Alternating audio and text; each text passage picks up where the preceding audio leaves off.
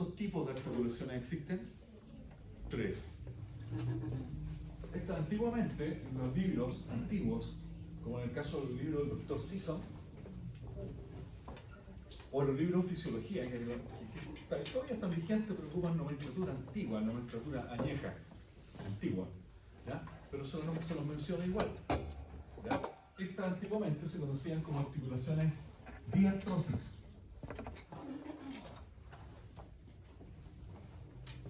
Las fibrosas se conocían como sinartrosis. ¿Ya? Y las cartilaginosas eran anfiartrosis. Anfiartrosis. Incluso en algunas universidades todavía se enseñan con estos nombres. Pero no es necesario. Como cultura general nomás se los dejo. ¿Cuál vamos a preguntar? Los nombres actualizados. Eso es lo que me interesa. Si llega a aparecer una pregunta en la solemne, si llegara a aparecer una pregunta de articulación. ¿Ya? Entonces, eso. Son 5 preguntas de articulación. ¿La había dicho, no? Para que pongan atención. Entonces, ¿cuántos tipos de articulaciones hay? 3. Mira, en el primer caso, las articulaciones sinoviales, estos de acá,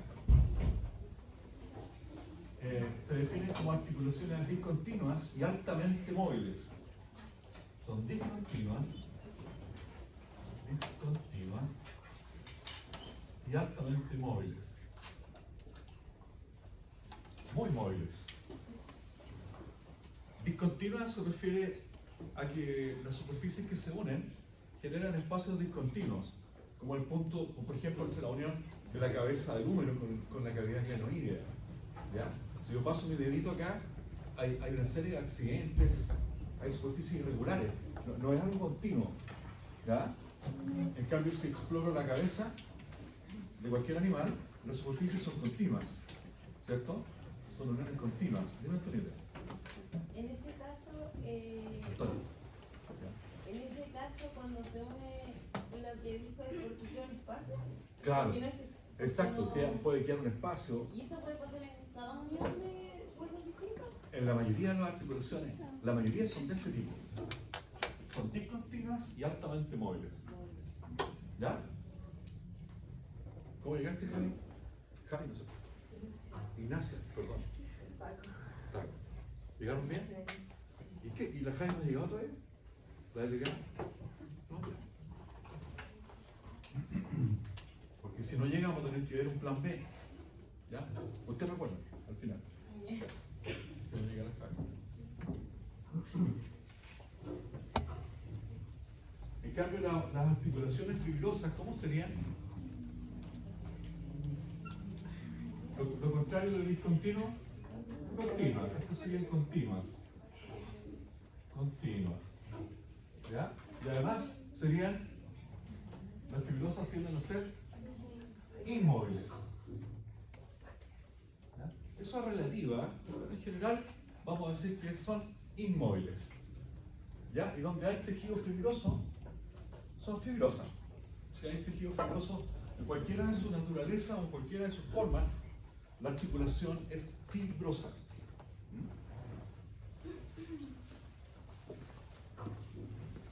Y si hay cartílagos, aquí la cuestión cambia, porque estas son mixtas. Son mixtas. O sea, en algunos casos pueden ser continuas o discontinuas. Y además son semimóviles. Esa es su naturaleza. Son semimóviles. Entonces es como una combinación de los dos anteriores. Por eso antiguamente se llamaban anfiartrosis. Era una mezcla, una combinación de los dos tipos anteriores.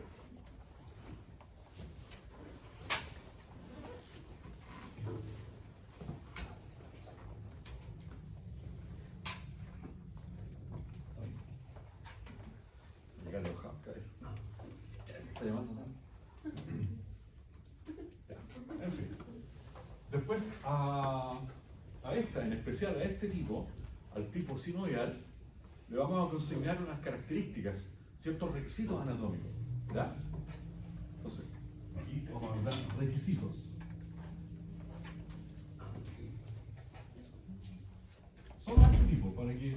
para que una articulación sea considerada sinovial, tiene que cumplir con algunos requisitos. ¿Ya? Hay 4 requisitos clave, fundamentales. Pero el más importante es que donde los huesos se unen, el tejido de unión sea básicamente una cápsula, presencia de una cápsula articular. Cápsula. ¿Ya? Cápsula articular. Ese es el requisito más importante.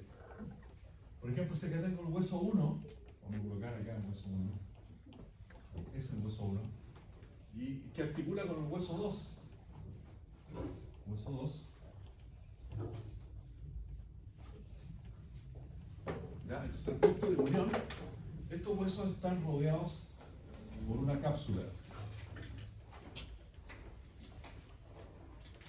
Cápsula. Esta sería la cápsula.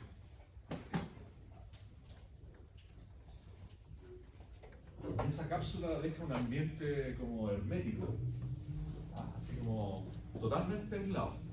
No puede entrar nadie al interior de la cápsula. La cápsula es tejido fibroso también, por si acaso. Y está irrigada y está inervada. Irrigada y inervada. Por lo tanto, si esta articulación se estira de manera violenta, ¿duele o no? Duele porque está inervada, tiene inervación sensitiva, principalmente. Si se destruye por efecto de un cuerpo extraño, por ejemplo, si aquí se perfora con un clavo esta cápsula, ¿sangra o no sangra? Sangra, porque está irrigada. Entonces, las cápsulas están irrigadas y están inervadas. Hay cápsulas muy grandes, como más o menos del tamaño como el puño de una mano, la cápsula, de un volumen visible, pero también hay cápsulas muy pequeñitas, como de 1 centímetro cúbico. Son muy variables en tamaño. ¿Ya? Entonces ahí no nos complica un poco, Carlos. No que dentro solo tenían líquidos sinoviales. Claro, para allá vamos, muy bien. Entonces, ¿por qué sangran? Porque la muralla, la cápsula en sí, está irrigada. Mira, aquí esta cápsula recibe vasos sanguíneos y recibe inervación, nervios sensitivos. ¿Ya? Están irrigadas y están inervadas. ¿Ya? Ahora, si miramos la cápsula con un microscopio, ¿ya? Al igual que el periósteo, esta cápsula tiene 2 estratos. Tiene un estrato fibroso, el externo, y un estrato celular, una capa interna. El estrato fibroso, lo externo, esta parte fibrosa, el estrato fibroso, le da resistencia, le da cohesión, fuerza a la cápsula. Tejido fibroso. ¿Ya? Y el estrato celular, mira lo que voy a hacer. ¿Qué estoy dibujando ahí? ¿Qué son estos? Los núcleos, bien doctora, los núcleos de las células. Entonces estas son células, son miles de millones de células y forman una membrana que se conoce como membrana sinovial, formada por estas células que se llaman sinoviocitos. Sinoviocitos. ¿Lo habían escuchado, no? ¿Alguna vez? Se los presento. Después los investigan, los profundizan, bien interesante. Sinoviocitos. Sinoviocitos. En histología, tratan de preguntarle a la profe de histología, oiga profesora, ¿qué forma tiene un sinoviocito? ¿Ya? O tratan de ver uno en el laboratorio. En la medida que el animal envejece, los sinoviocitos cambian mucho de forma. ¿Ya? Al principio son así, pero después tienen una consistencia, parecen algas, como que se estiran y producen roce con la membrana fibrosa. ¿Ya? Este sinoviocito, la única función que tiene es tomar el plasma sanguíneo y transformarlo en líquido sinovial. Entonces, por lo tanto, el espacio intraarticular queda bañado en líquido sinovial. Esa es la función de los sinoviocitos. Esta sería la membrana sinovial. No sé si me explico, ¿no? Si no entienden, preguntan. ¿Ya? Entonces, la cápsula articular, ¿cuántas capas tiene? ¿Eso todo lo entienden? Ya. Lo mismo que cuando estudiamos el periósteo. Decíamos, oye, el periósteo tiene una capa fibrosa y una capa osteogénica, la población celular osteogénica. Muy parecido. En el fondo, esta cápsula articular es periósteo modificado. Porque acá está el periósteo rodea el hueso. Aquí. Y después desaparece. ¿Cuándo desaparece el periósteo? Cuando aparece la cápsula. Entonces no es coincidencia, no es casualidad. ¿Ya? Esta cápsula, por lo tanto, ya sabemos, tiene dos estratos. ¿Cuál es el estrato externo? El fibroso. Es el que yo puedo tocar. Y el estrato interno, la membrana sinovial. ¿Cuál de los dos produce el líquido sinovial? La membrana sinovial. El líquido sinovial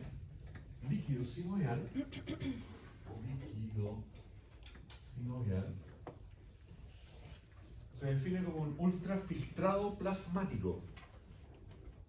Ultrafiltrado plasmático. ¿Quién produce el líquido sinovial? La membrana sinovial, los sinoviocitos. Entonces, ¿cuál es el ingrediente clave para la producción del líquido sinovial? Ajá.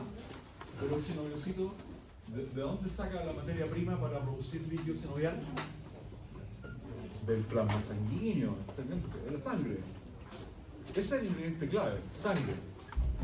Entonces, ¿qué se requiere para que la producción de líquido sinovial sea constante? ¿Qué se requiere? Irrigación.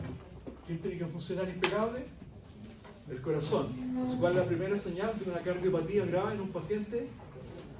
Dolores en las articulaciones, artropatías, artritis. Está súper relacionada la función articular con quién?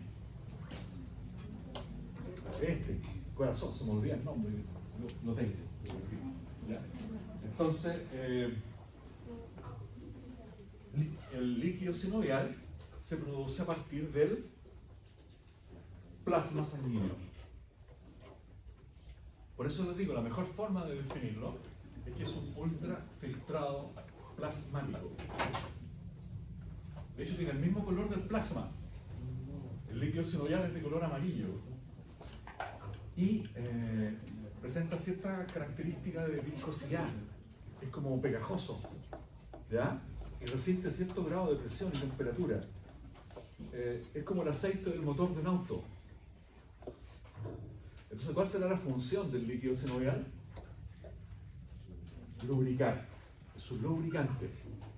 Lubrica principalmente el segundo componente, el segundo requisito anatómico, que son los cartílagos articulares. Cartílago articular. El cartílago articular que reviste a la cortical en las epífisis. Y justo aquí hay cartílago. Esta zona hay cartílago. Y acá también. Toda la superficie suave, lisa, pulimentada, necesariamente requiere estar revestida de cartílago articular. Eso es cartílago. Cartílago. Cartílago articular. Entonces, si por alguna razón misteriosa se destruye el cartílago, ¿quién queda expuesto? El hueso, la cortical, la sustancia compacta. Y eso es doloroso también, porque aumenta inervación sensitiva profunda. Y el cartílago, la función que tiene, básicamente la función es provocar movilidad, o sea, genera espacio, disminuye la fricción, ¿ya? Y por otro lado protege al hueso, protege la superficie articular. Tiene hartas funciones el cartílago. Y el cartílago se destruye y no se regenera con nada. ¿Ya? No existe ninguna sustancia milagrosa en el mundo de la industria farmacéutica que regenera el cartílago. No hay.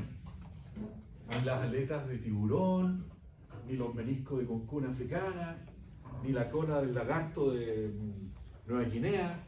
Ninguna de las cosas que ustedes ven por televisión, llame ya. ¿Ya? No existe ninguna sustancia, ningún alimento, ningún aditivo que regenere a los cartílagos. ¿Entendieron?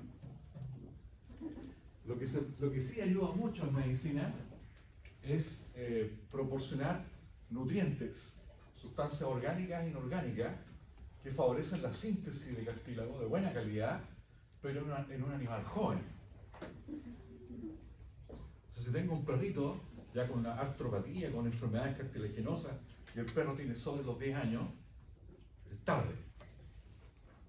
Entonces, si se van a preocupar de un paciente, o de su mascota, o de quien sea, tiene que ser a temprana edad, para que el cartílago tenga una arquitectura firme, sea de buena calidad, digamos, la materia prima, ¿sí?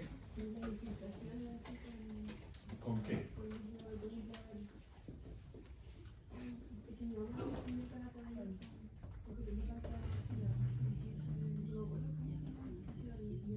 Eso sí, el ácido hialurónico es un precursor, es una sustancia orgánica.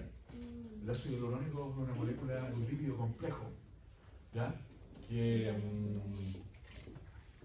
en estado natural, cuando el animal es joven, lo toma junto con el contractil sulfato y algunos aminoácidos y va construyendo el cartílago.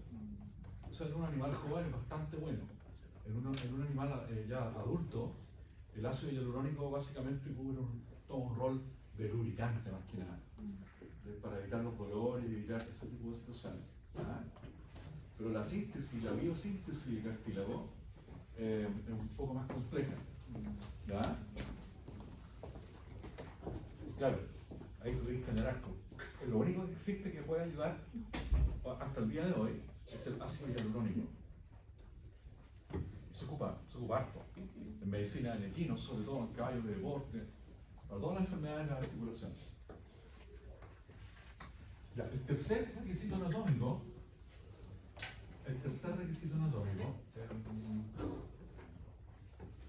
tenemos cápsula, las superficies articulares, obviamente.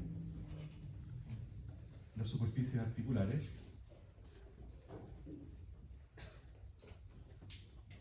Y el último requisito, el último requisito no es un requisito anatómico, es un requisito funcional.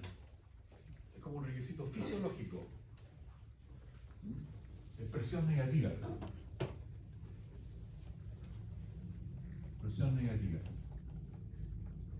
¿Qué significa presión negativa? ¿Ustedes hicieron física o no? ¿Algo así o algo parecido? ¿Sí? ¿Qué significa presión negativa? Ausencia de aire.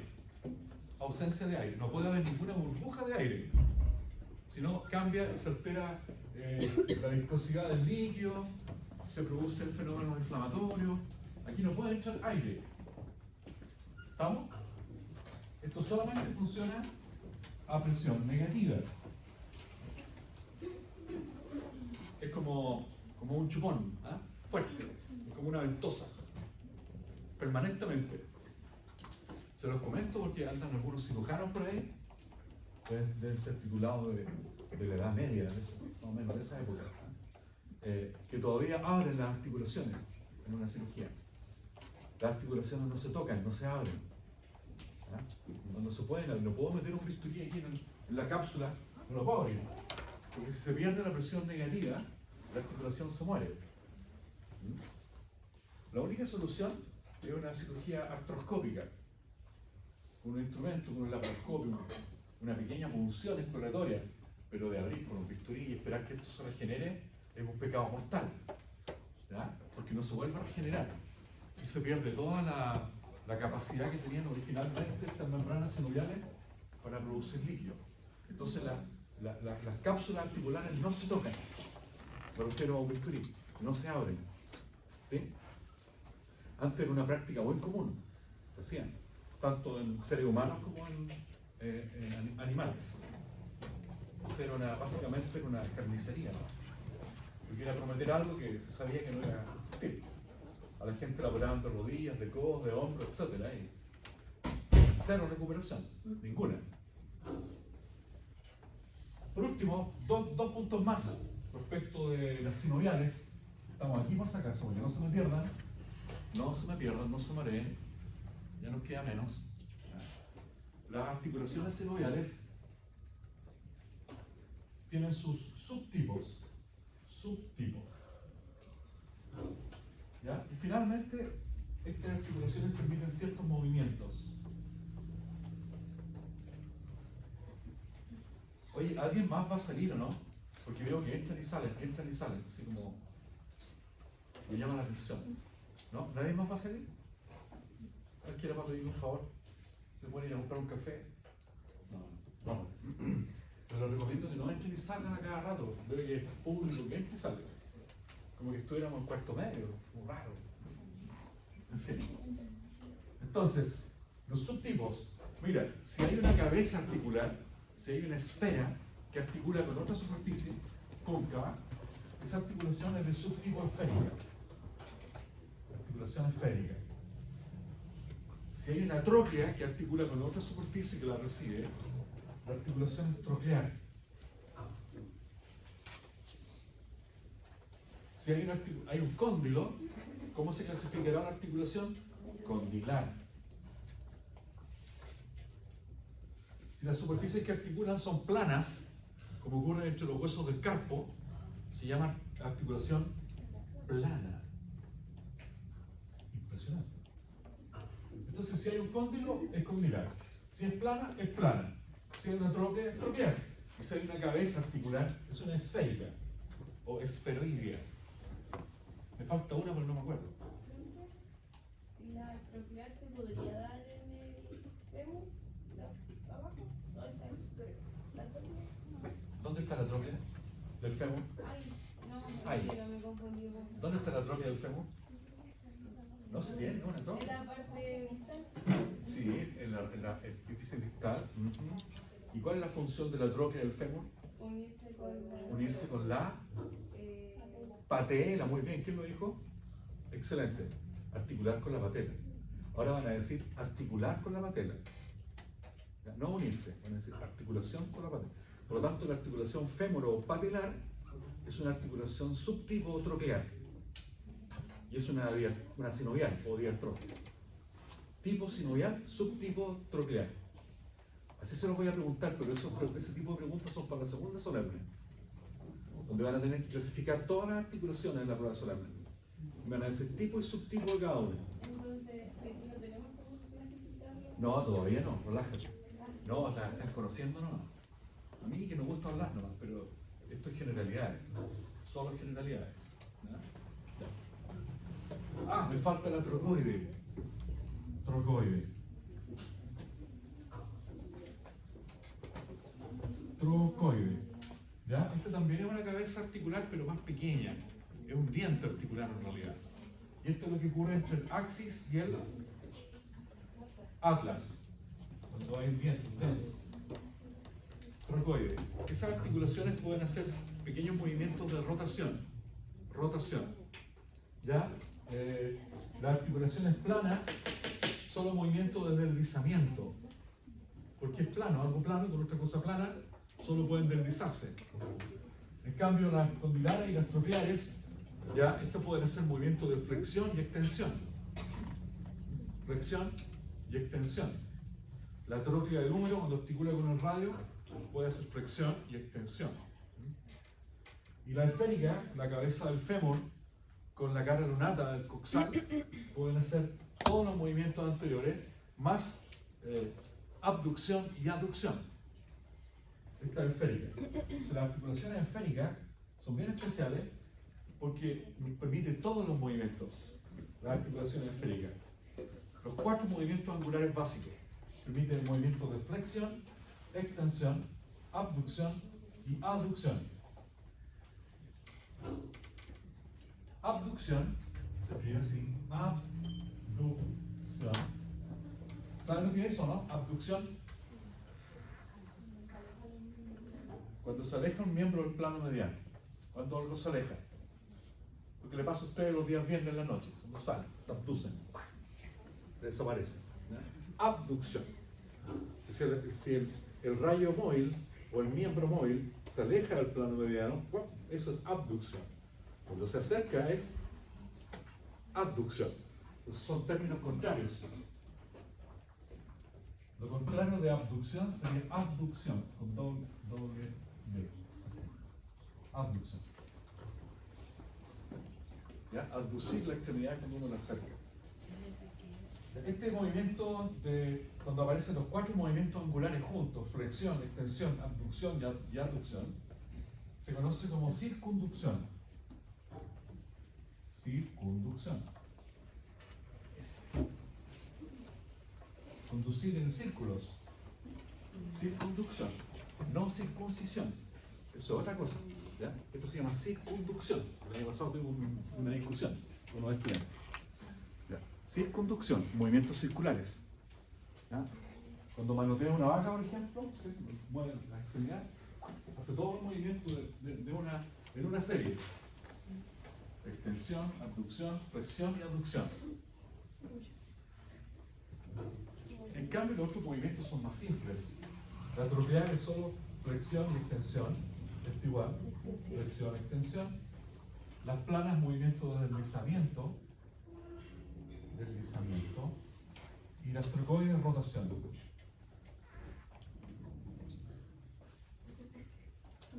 ¿Ya? Fin. Fin de la introducción. Esto es solo una introducción. No tengo nada más que decir ni compartir respecto de las sinoviales. Esto es lo que está en el documento que está escrito acá, pero no lo puedo abrir.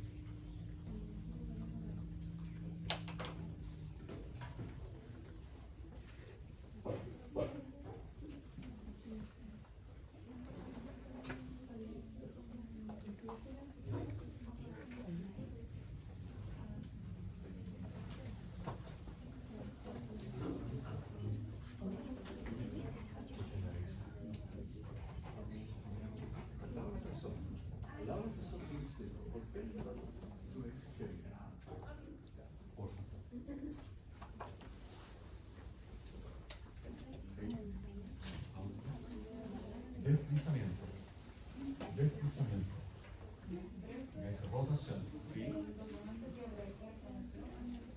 Está en clase, hace rato. Es un Excel que se llama ese mismo. Articulación y astrología. Ese mismo es. ¿Ya? Sí. Ah, ya. El condilar. Claro, flexión y extensión. Perdón. Flexión y extensión. FE. Sí, faltó la. ¿Cuánto faltó? Elipsoide. Elipsoide. Por favor, elipsoide. No importa. El elipsoide es muy parecido a la troquear, pero tiene forma elíptica. Es por la forma. Son poquititas. Lo más tradicional de las elipsoides, de este subtipo elipsoide, es cuando articula el capítulo con la fosita del radio. Esa es elipsoide. Y después hay una a nivel en la mano, pero esa es como la más famosa, la más conocida. Elipsoide.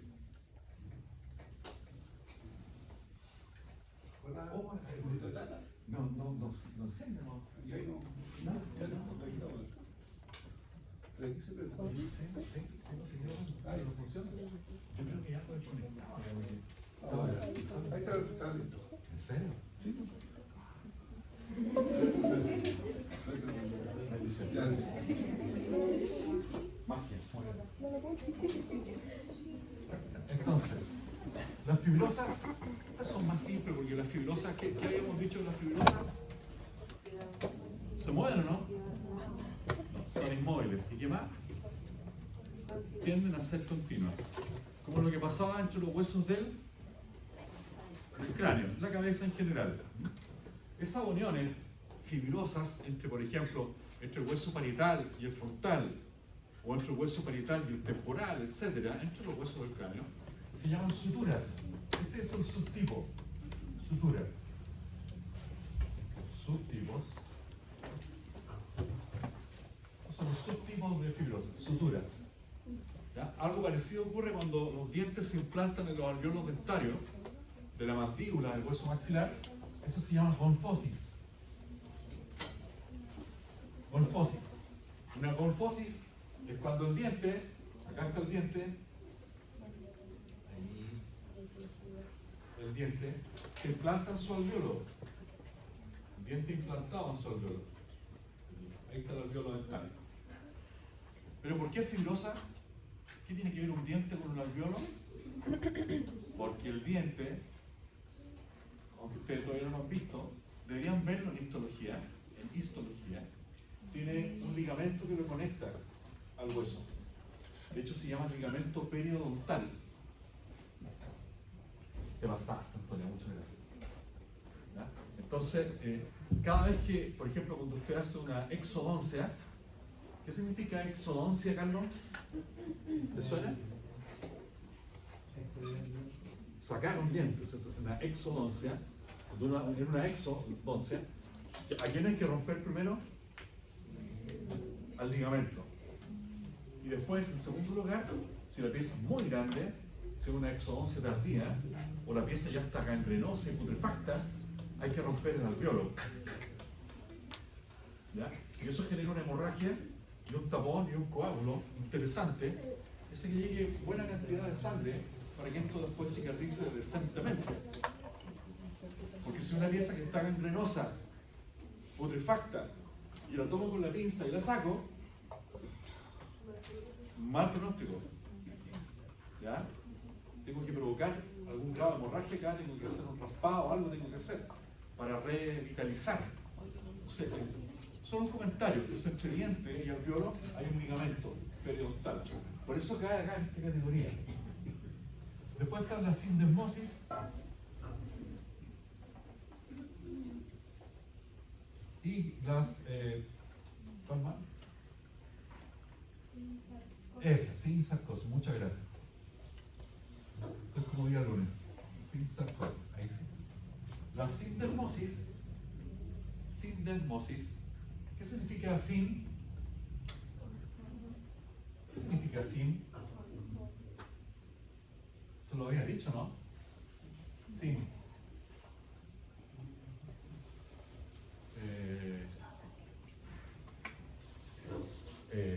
Josefa. Sofía, perdón. ¿Qué significa sin? El prefijo sin. ¿Sí? Unión.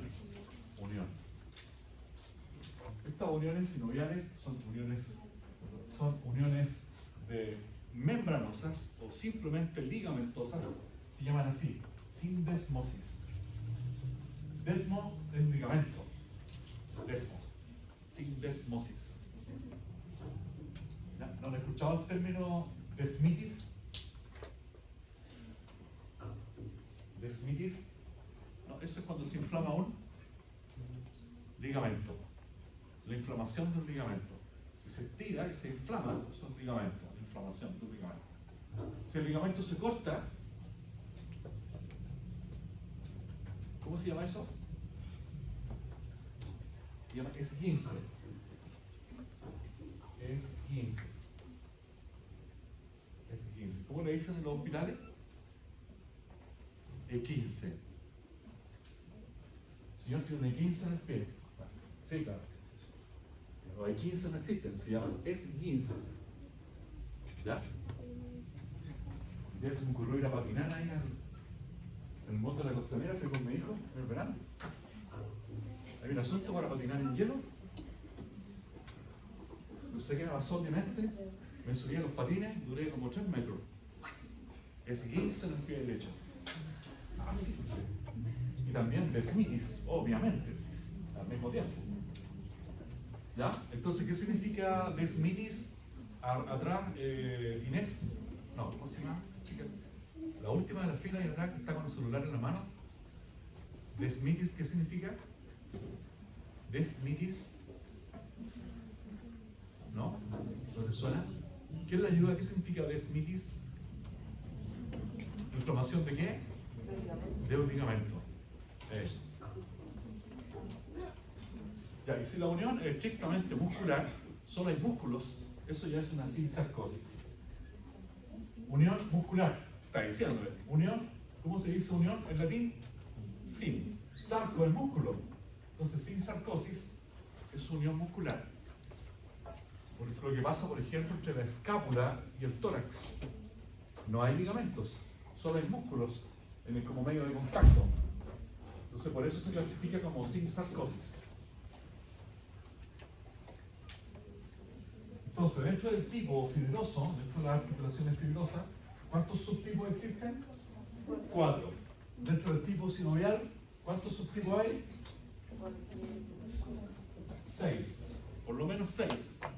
Hay otro más que son exclusivos en las aves. Las aves, las celares o en el casco recíproco. Hay otro par de articulaciones más. Articulación celar. También en las falanges, en el canino, sí, en el canino igual. Se consideran celares las uniones entre las falanges. Se escribe con doble L en realidad, sellar o celar. Pero hay otros subtipos, menos frecuentes pero igual. Finalmente, dentro del tipo cartilaginoso, en este tipo, aquí, solamente hay 2 subtipos. ¿Ya? Aquí pueden ser sínfisis, subtipo sínfisis, o el subtipo sincondrosis. Condrosis. ¿Qué significaba sin? Unión. ¿Y aquí qué dice? Condro. Condrosis. ¿Qué significa eso? ¿Qué es un condrocito? ¿O no lo han visto todavía en histología? Ah, ya. Son las células precursoras de cartílago. Entonces esta es una unión cartilaginosa, 100% cartilaginosa. ¿Ya? Una sincondrosis es pura, digamos. Por ejemplo, cuando veíamos la unión de la costilla, de la parte ósea de la costilla, con su cartílago costal. Aquí está el cartílago. Entonces, esta unión, la unión costocondral en la costilla, ese es un ejemplo de sincondrosis. Articulación costocondral.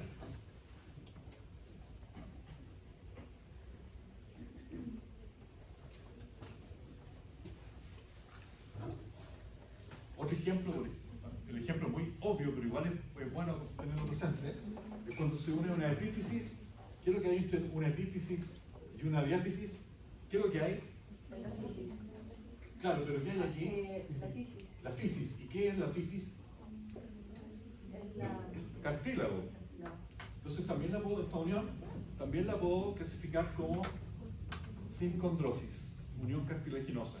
La unión entre epífisis y diáfisis de los huesos largos. ¿Ya?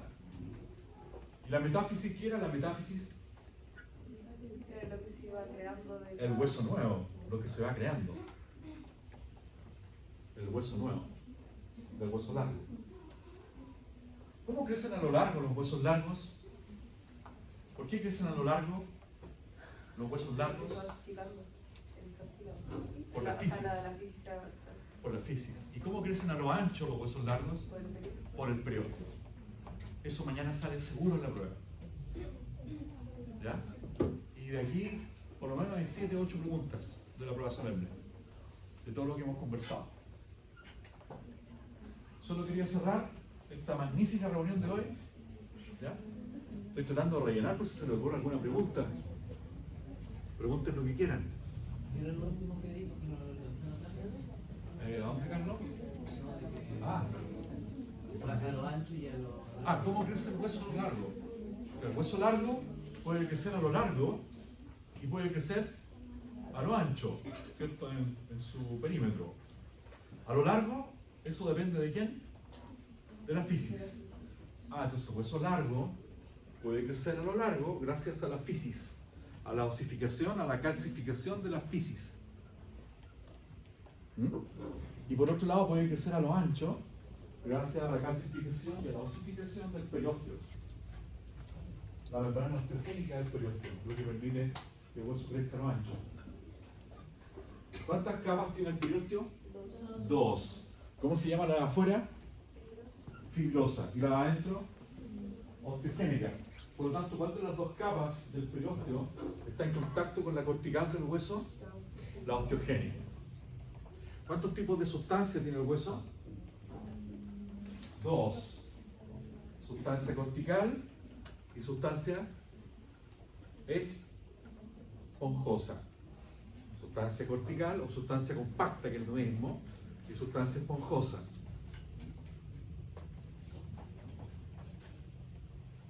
¿Qué tipo de hueso tiene médula ósea? Todos. ¿Qué tipo de hueso tiene canal medular? Canal o cavidad medular. Solo los largos. Solo los huesos largos. ¿Cuántos huesos tiene el carpo del canino? 7. ¿Y el tarso? ¿Ah?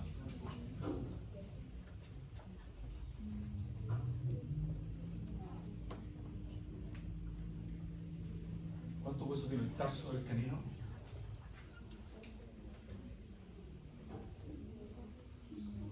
7 también. ¿Cierto? El calcáneo, talo, tarso central, primero, segundo, tercero y cuarto tarsal. 7. ¿Ya? Para que no se enreden con los números. Hay una coleguita, ya les dije ya, del sur de Chile, no voy a decir de dónde, ¿ya? Pero le gusta preguntar los números. ¿Cuántas costillas en total externales tiene el canino? 9 pares, o sea, 18.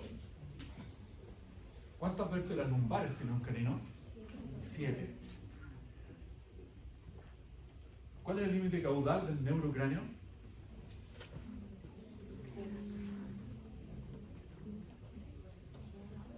Occipital, muy bien. Por aquí lo escuché, ¿o no? ¿Sí? ¿O estoy fantaseando? Alguien lo dijo. Occipital, ya. Si acá está la cabeza del canino, ¿cierto? Acá tenemos un límite caudal, el occipital. Occipital. El límite caudal. ¿Quién formará el límite rostral? El límite rostral.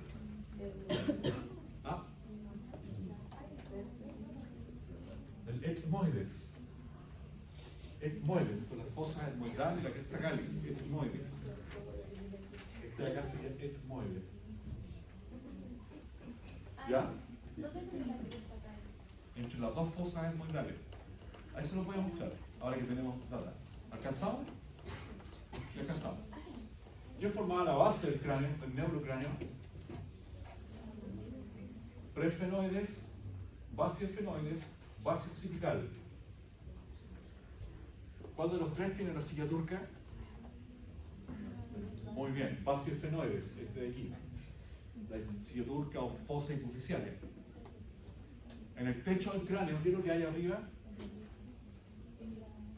La cresta sagital externa, formada por los huesos parietales y el interparietal.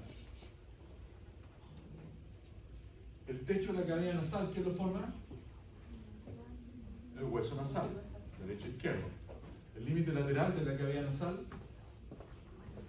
maxilar. ¿En cuál de los dos huesos se forma un foramen infraorbital? En el maxilar, perfecto. Si esta es la órbita, ¿qué característica importante tiene la órbita del canino? ¿Qué pasa con el límite caudal? No existe, muy bien, está abierto, no hay. ¿Ya? Si esta es la órbita, o el seno orbital, con su borde orbital y todo esto, ¿cómo se llama la fosa que está inmediatamente detrás de ella? Temporal. ¿Quién lo dijo? Excelente. Fosa temporal. ¿Sí? Entonces, si quieren lo anotan. Caudal al seno orbital, siempre está la fosa temporal. Este es el seno orbital, acá está la fosa temporal.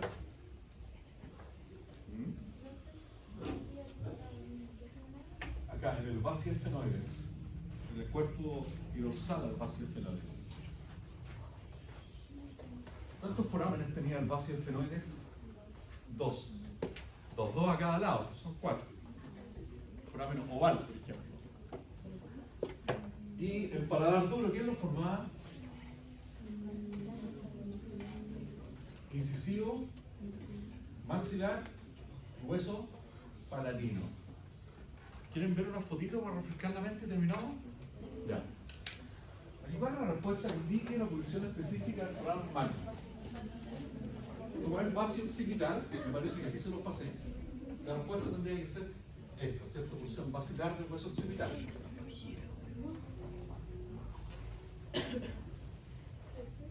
Este era cuando, en el tiempo que hacíamos las pruebas online, que ocupaban este sistema. ¿Ya? A la noche, si quieren, les subo algunos 4 preguntas más. Ya, como para que repasen. Les voy a decir 4 preguntas de generalidades. De generalidades.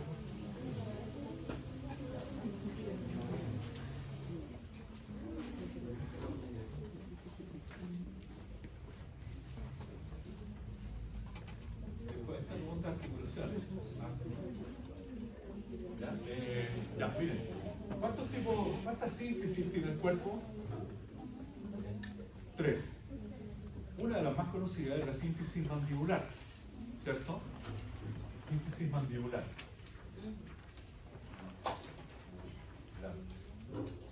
La otra síntesis está entre el ilion y el isquion, en la pelvis. Se llama síntesis isquiopúbica. Muy bien. Isquiopúbica. Y la otra, y generalmente se le olvida a los estudiantes, no sé por qué, pero está entre los cuerpos vertebrales, de cuerpo a cuerpo. Porque ¿qué es lo que hay entre cuerpo y cuerpo vertebral? Un disco. ¿Y el disco qué es lo que es? Fibrocartílago. Entonces, la única forma de clasificar esas uniones de cuerpo a cuerpo vertebral es aquí. Entonces, también existen síntesis, vamos a llamarla intervertebral. O simplemente vertebral. Intervertebral. Para que se acuerde que está entre vértebras. ¿Ya? Intervertebral. Habitualmente se llama vertebral nomás, así en seca, pero es para que se acuerden. Y por último, en este grupo, en los grupos sinoviales, en este grupo, aquí, hay una serie de ligamentos que mejoran la conectividad, que mejoran la unión. Ligamentos. ¿Ya? Los ligamentos que aparecen en este grupo son 4. 4 grupos de ligamentos.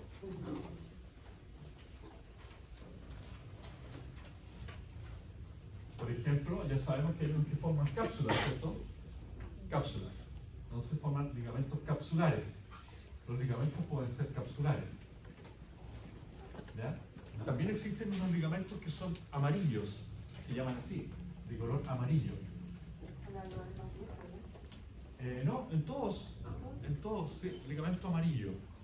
El más importante de los ligamentos amarillos está en la región del cuello, dorsal al cuello, y se llama ligamento nucal, en la nuca, ligamento nucal. Después, ligamento interóseo, por ejemplo, lo que veíamos con el ligamento redondo, entre la cabeza del fémur y la fosa acetabular, del acetábulo. Ahí hay un ligamento interóseo. No es obligación que se aprendan el ligamento todavía, pero para que conozcan el concepto. ¿Qué significa interóseo? Entre hueso, entre medio del hueso, muy profundo. ¿Ya? ¿Sí? A eso va este concepto, interóseo. No se pueden ver a simple vista. Y hay un cuarto grupo que serían los ligamentos funiculares. Cuando tienen el aspecto como una banda, como una cinta. Como una especie de, una pequeña wincha. Hay varias formas de clasificarlo, pero son funiculares. Como el ligamento colateral del codo, como el ligamento patelar de la rodilla. La mayoría, el 90% de los ligamentos son funiculares. Pero cuando son amarillos, cambian de nomenclatura y son amarillos, ligamentos amarillos, como el ligamento nucal. Esto es muy simple, no se asusten. Después lo van a asimilar tranquilamente. Ahora, solamente quiero que entiendan esta clasificación. Eso es todo. Lo que teníamos que hablar muy bien. Entonces acá dice, ¿dónde ubicamos la síntesis mandibular? ¿En la rama o en el cuerpo? En el cuerpo. ¿Y va lateral o medial al cuerpo? Medial. Entonces sería La última. Ya esta pregunta está un poquito enredada, porque si alguien no lo ha visto, puede que se pierda un poco. Pero la verdad es que esa es la respuesta. Pues había dos.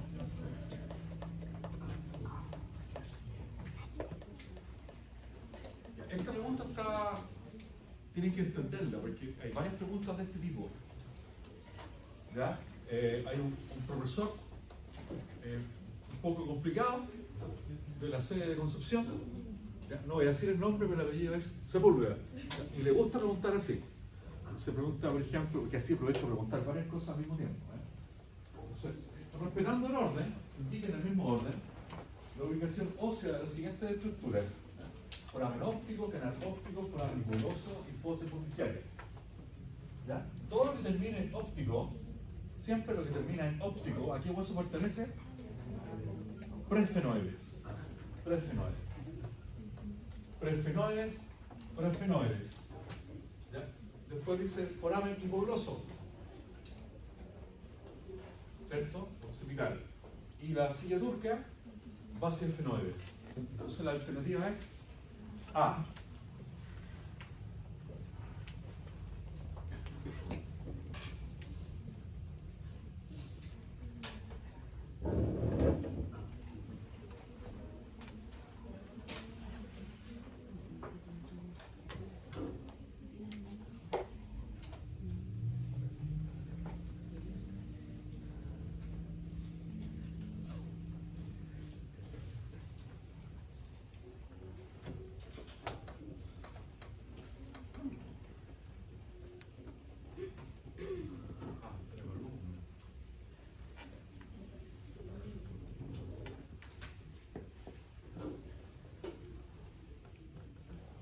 Ahí estamos.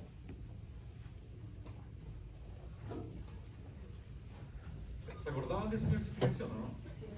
Que tenganlo presente. ¿Se acuerdan que les dije que no era muy importante, que no era necesario estudiarlo? Ahora tienen que estudiarlo. Echen un vistazo y memoricen esos nombres. ¿Cómo se llaman las cabezas cuando el cráneo es muy largo? Dolicocéfalo. ¿Y muy corto? ¿Qué significa braqui? Corto. En anatomía, braqui significa corto. Ahí está, ¿ven? Se me quedó el puntero, pero bueno. ¿Cómo se llama esta cavidad que hay aquí? Seno. Seno orbital. Acuérdense que en anatomía una cavidad es un seno. ¿Ya? Entonces miramos el seno orbital. Lo que llama la atención es que no tiene límite caudal, es abierto. ¿Ven? Y la fosa que está detrás, ¿cómo se llama esta fosa? Temporal. ¿Qué huesos forman la fosa temporal en todos los mamíferos? Parietal, frontal, temporal. Solamente esos tres huesos participan en la formación de la fosa temporal. Parietal, temporal, frontal. ¿Sí? ¿En cuál de los tres encontramos un meato acústico externo? Temporal. Ahí está el meato acústico externo. Tiene un poro, en la apertura un poro. Esto, después se abre, forma un meato. Y medialmente está la bula timpánica. ¿Cuántas bulas timpánicas tiene el canino? 2. ¿Y qué es lo que hay al interior? Estribo, yunque y el martillo. O sea, el oído medio. Oído medio. ¿Ya? Aquí se alcanza a ver, mira, se alcanza a ver el occipital, ¿se fija? Por ahí está el foramen magno, ¿cierto?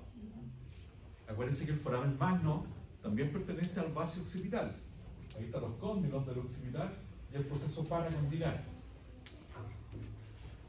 Eso podríamos ver. ¿Esta fosa cómo se llama? Fosa macetérica. ¿La fosa macetérica está en el cuerpo o en la rama? En la rama. ¿Lateral o medial? Lateral. Cuidado, mira, ojo. Y solo para complementar la rama. Proceso angular. Proceso condilar. Proceso Coronoides. ¿Cuál de los tres procesos está al interior de la fosa temporal?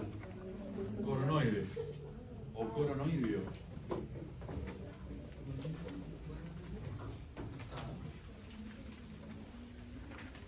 ¿Quién forma el arco cigomático? ¿Qué huesos forman el arco cigomático? Cigomático y temporal.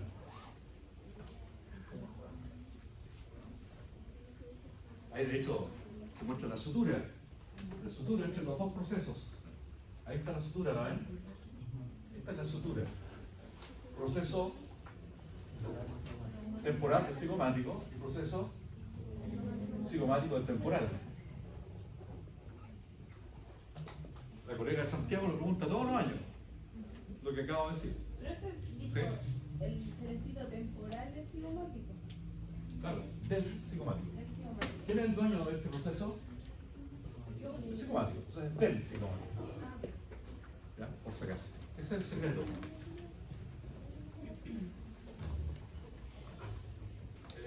Hay una imagen que me gusta.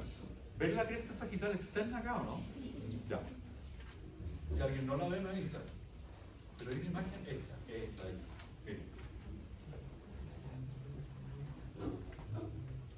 Lo que está de color amarillo, ¿qué hueso es? Incisivo. Esa de las fisuras palatinas del incisivo. Este de acá es el hueso maxilar, el proceso palatino del maxilar. Y este hueso de aquí, hueso palatino. Pero esta es la porción horizontal o vertical. Horizontal. Esta es la porción horizontal del palatino. ¿Qué más aparece en el paladar duro? ¿Qué son estos? Forámenes. ¿Y cómo se llaman?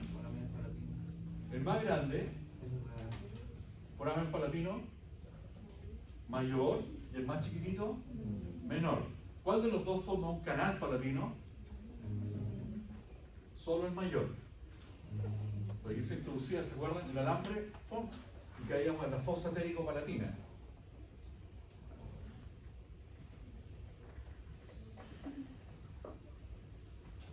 Caudal al paladar duro, aparece este espacio de aquí que se llama coana, que la forma la porción vertical del palatino, el hueso pterigoides y el vómer también en parte, y el pecho, la base del prefenoides, ahí la punta de flecha. Ese que parece como la punta de una flecha es parte del cuerpo del prefenoides. En cambio, este de acá es base del fenoides. Yo siempre me imagino como la Torre Eiffel, aquí en esta zona. Eso es la parte más alta de la torre, prefenoides. Y todo el resto es base del fenoides. ¿Sí? ¿Caso? ¿Alguien habló? Era prefenoides y la base. Base del fenoides. De hecho, ahí se ve la sutura. Esa sutura, curiosamente, es una sincondrosis. También es una sincondrosis.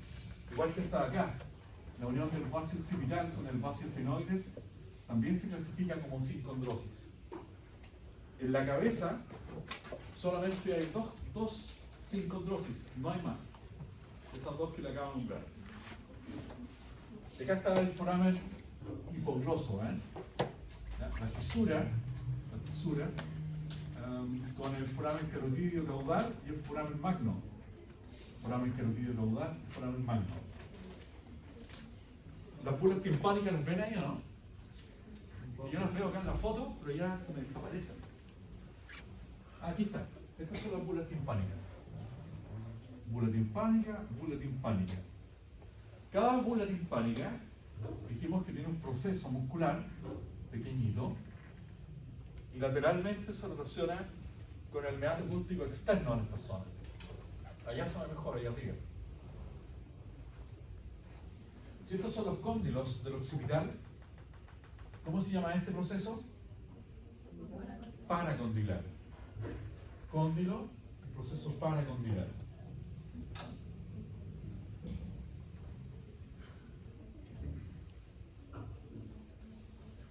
Ahí están los nombres.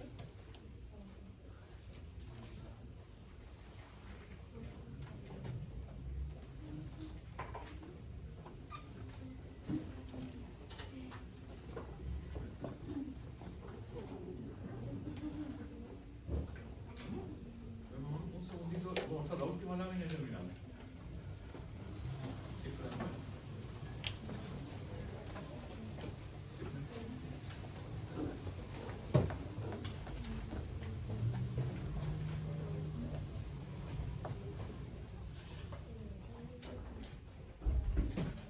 ¿Ven? Ahí está de nuevo lo que acabamos de explicar. Si estos son los cóndilos, proceso paracondilar. Cada lado. Ahí están todos los componentes del occipital. Acuérdense que el occipital tiene una porción escamosa, porción lateral y base occipital, la porción basilar.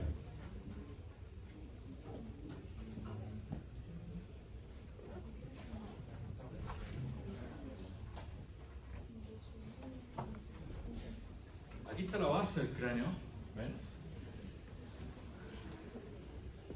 Este es base esfenoide, claramente se muestra en la silla turca, ¿ven? Base occipital.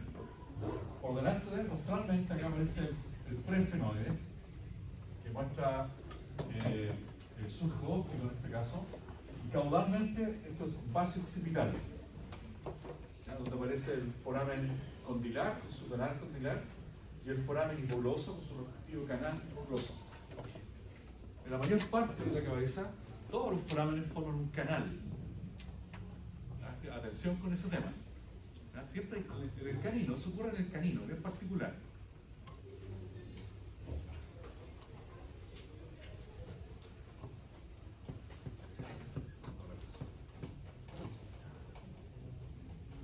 Pero veamos eso por último. Esto es la vista interna del cráneo. Allá arriba está el etmoides, se fijan, en la parte superior. Ahí están las dos fosas etmoidales. Dice lámina gliosa del hueso etmoide y cresta gali. ¿Se fijan? Entonces el límite rostral de arriba, eso es etmoides. Esta es una vista dorsal, estamos mirando desde arriba.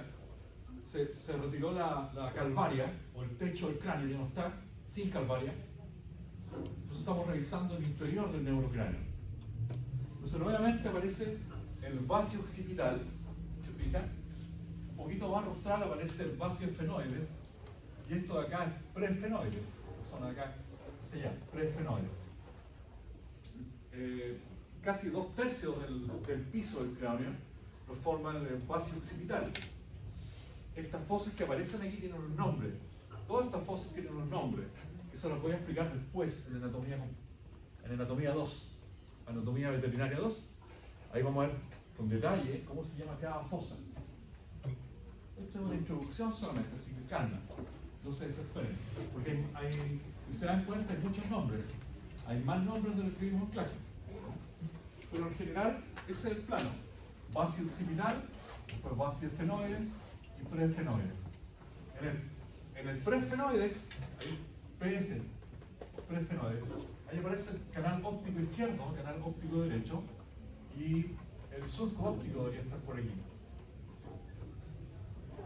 En el base esfenoides, aquí aparece la fosa hipoficiaria, ¿ya? Y el dorso de la silla turca. Este proceso que hay aquí es como un respaldo, como que la silla turca tuviera su propio respaldo. Se llama proceso clinoides, o el dorso de la silla turca. Eso no es tan relevante. Pero a cada lado del base esfenoides, aparece un foramen oval y un foramen redondo. Foramen oval, foramen redondo. Entonces el foramen oval pertenece al base esfenoides. Anótenlo. Se quedan solamente los que tienen pendiente la asistencia. ¿Sí? ¿Llegó la delegada? ¿No ha llegado la delegada? ¿En serio no llegó?